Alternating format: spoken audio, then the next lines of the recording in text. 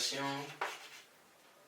j'écris l'interprétation géométrique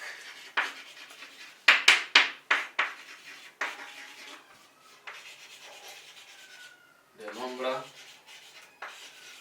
complexes. On le dit, hein? C'est comment interpréter géométriquement le module et l'argument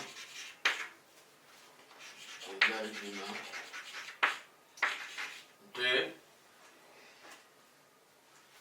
z de c moins z de a de tout sur z de b moins z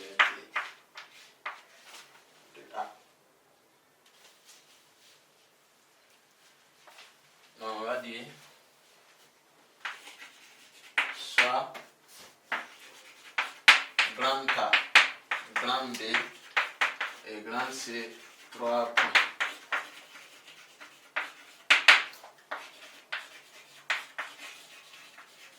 Du plan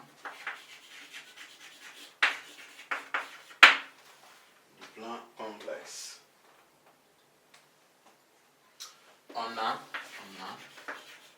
2 points à la ligne. Si je calcule le module de z de c moins z de a sur z de b moins z de a, qu'est-ce que ça représente en géométrie?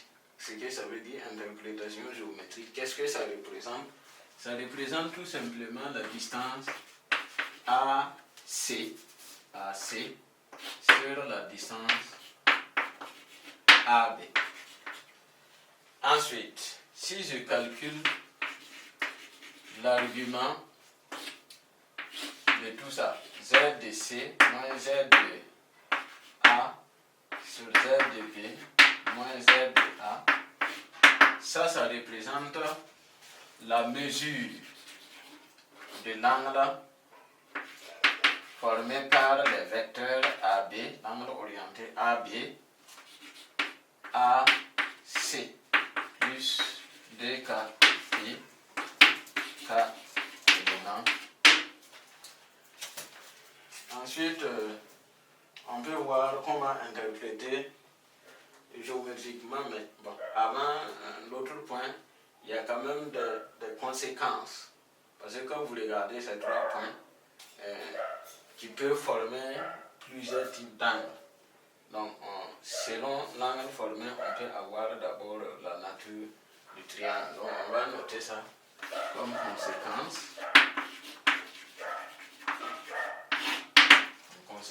avant de continuer. Donc, ici, alors, la première conséquence, si z de c moins z de a sur z de b moins z de a est égal à ib. Rappelez-vous qu'au niveau donc, de l'argument, on a dit que si z est un imaginaire pur, alors son argument donne tout simplement pi demi. Donc, alors, si ici ça donne pi demi, ça veut dire que l'angle en A est un angle droit et par conséquent, le triangle ABC sera rectangle en A. Donc, alors, le triangle ABC est rectangle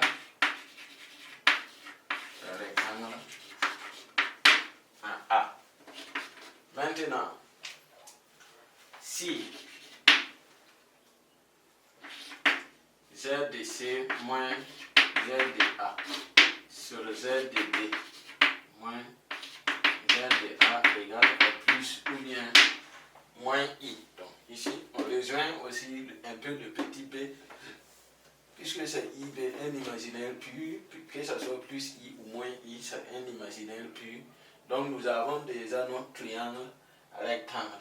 En plus de ça, alors on sait que le module de i là, on avait dit ça fait la valeur absolue de 1 ou bien la valeur absolue de moins 1. Donc ça veut dire que le module va donner 1, ce qui permet d'avoir que AC égale à BC. Si on tire, si tout ça égale à 1, en tirant, on obtient AC égale à AB. Donc c'est un triangle rectangle et AB, en A et AB égale à AC. Donc en plus d'être rectangle, le triangle sera isocèle. Donc ici, alors ABC est un triangle isocèle et rectangle. En A. Ensuite,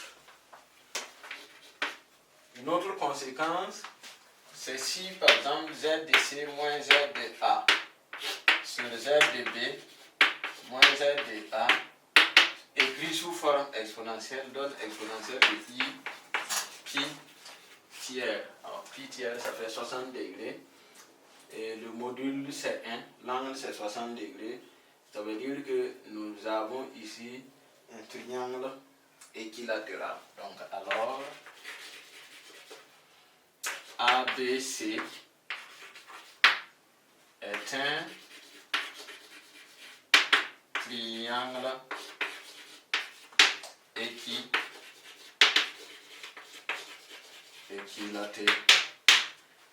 équilatéral, isocèle et rectangle. Okay. Ensuite,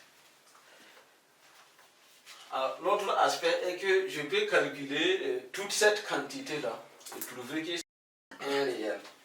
Donc si Z de C moins Z de A sur Z de B moins Z de A est un élément de R. On n'a pas précisé son signe. Donc c'est un élément, un réel seulement, que ce soit positif ou négatif. Alors qu'est-ce que ça veut dire? On a vu que si c'est un réel, alors l'argument là donne 0 plus Kpi. Donc vous avez 3 points qui forment un angle de 0 degré. Sans doute, ces points-là sont sur une même droite. Ou bien un triangle plat, selon ce que vous voulez. Le triangle est plat ou bien les points sont alignés. Alors, les points, donc, on va retenir les points A, B et C sont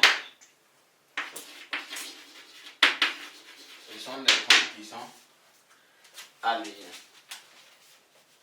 Tout simplement. Donc, après avoir interprété le module et l'argument de Z de C moins Z de A sur Z de B moins Z de A et tirer les conséquences qui peuvent nous donner la nature du triangle ABC selon le résultat que je trouve, on peut aborder maintenant au petit 2 du grand 6 l'interprétation géométrique d'une translation donc de vecteurs.